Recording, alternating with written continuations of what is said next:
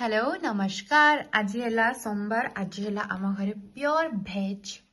तो आज आम घरे हेची फुलकोबी आलू झोल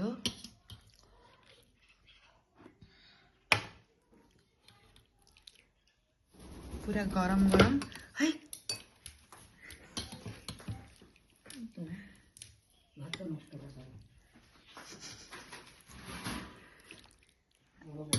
आठी अच्छी आलू गाजर आउ पियाज साई ना भजा कलरा पतुआ एटा बड़ी चूरा आटा बैगण चटुनी पनीर भजा फ्राए हल्का फ्राए टमाटो और पियाज दे